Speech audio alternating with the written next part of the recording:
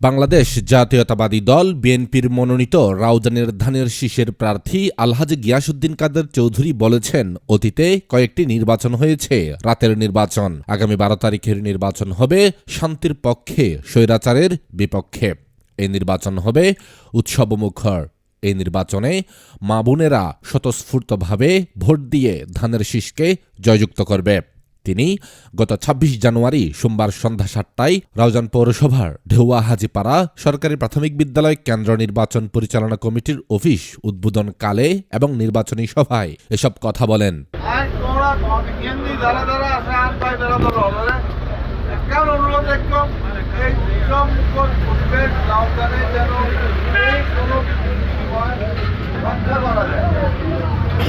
যুবদল নেতা মোহাম্মদ আলী হামজার সভাপতিত্বে ও যুবদল নেতা শাহ আলম তালুকদারের সঞ্চালনায় অনুষ্ঠানে উপস্থিত ছিলেন উপজেলা বিএনপির যুগ্ম আহ্বায়ক ফিরোজ আহমদ, হাবিবুল্লাহ মাস্টার, সাবের সুলতান কাজল, নুরুল আফসার, মোহাম্মদ মোরশেদ, মোহাম্মদ রাসেল খান, SM আলমগীর, মোহাম্মদ হাশেম, আব্দুল আজিজ রানা, সাফায়াত আলভি, হাফেজ নাইম, দিদার, শাউন, নুরুল আমিন, শাউন, আরিফ, রোহান, ফরমান প্রমুখ।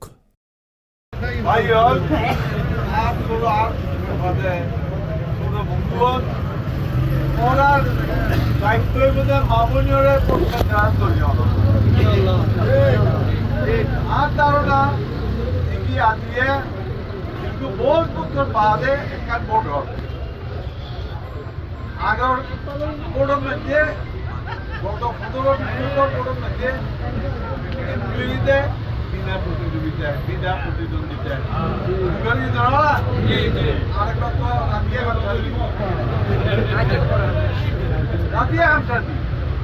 বহুত বছর বাদে রাউজানের মধ্যে বাংলাদেশের মধ্যে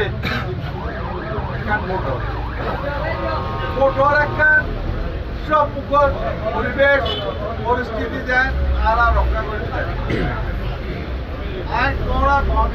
যারা যারা আছে আর ভাই যারা ধরো কেন অনুরোধ একদম এই সব মুখর পরিবেশ রাউজানে যেন রক্ষা করা যায়।